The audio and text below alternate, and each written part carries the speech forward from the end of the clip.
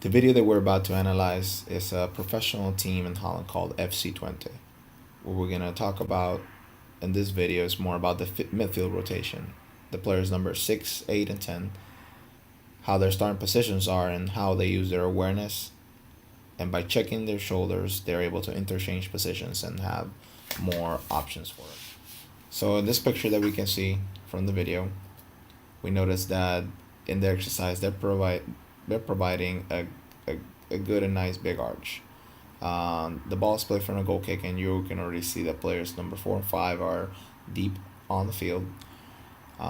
Players number 2 and 3 are spreading out as high as possible and on the sideline as well.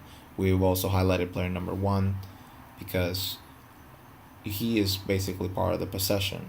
He is actually an option, and therefore one more player to pass the ball to.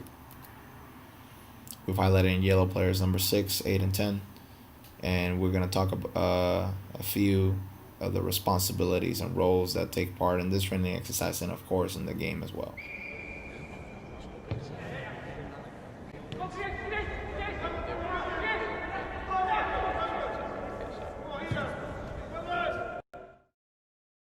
Building out from the defensive third, we do a goal kick, and we have a higher starting position for the players number 8 and 10 because we want to do something that's called playing between the lines.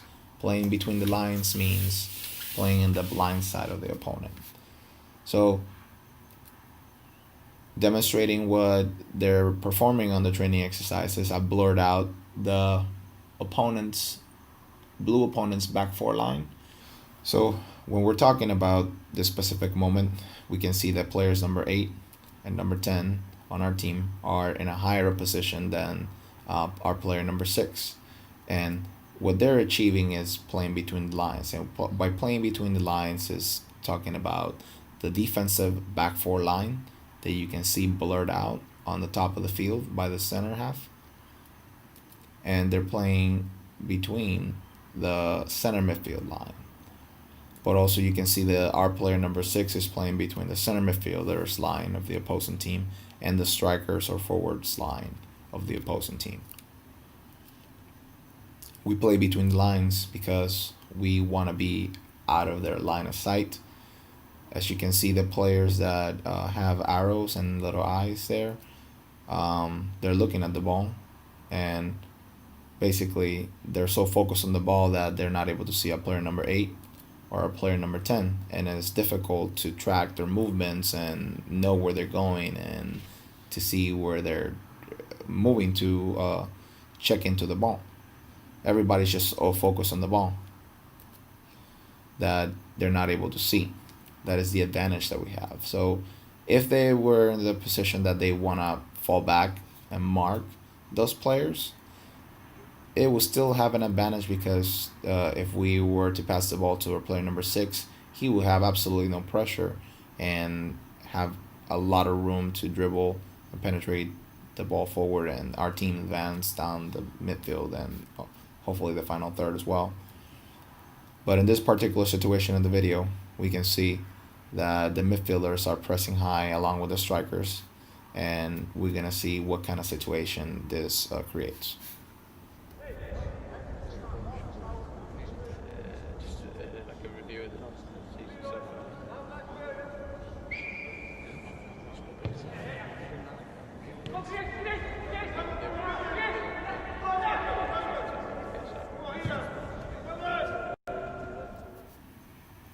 So along with the movement that is happening, the goal kick is played. The center back, number 5, dribbles just a bit to look for the player number 6 or a passing option that could be higher up with our center midfielders 8 or 10. You can see that our center back, number 5, attempts to pass the ball to player number 6.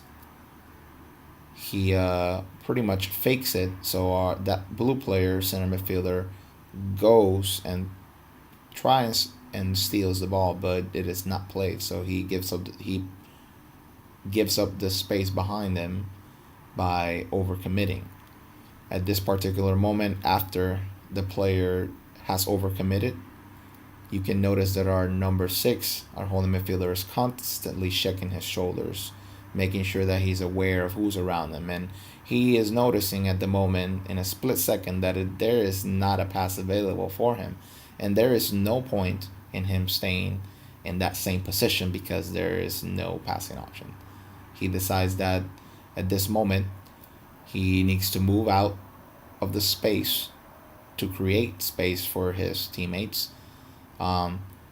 More of the center midfielders on the opposing team are focused on our number 6 because they're only able to see him. They're looking at the ball and they're able to see our player number 6.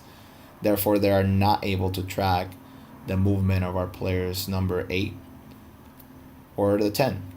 So as soon as the 6 moves to the side, the number 10 recognizes that there's a lot of space in the center of the field. So therefore, he checks in without being noticed and receives the ball. And at the same time, the number 8 notices that the space to the right side is left open, so he fills it up. And the number 6 keeps checking his shoulders, noticing that the top of the field is left open as well. So we can see how the midfield rotation then worked. So when you go ahead and watch this clip or this video, just concentrate on those things and see what these players are doing by using deception, fooling the opponent, constantly checking their shoulders. Why are they moving into space? Why are they moving out of the space? And you can understand a little bit more of how possession-based soccer works based on a 4-3-3 system.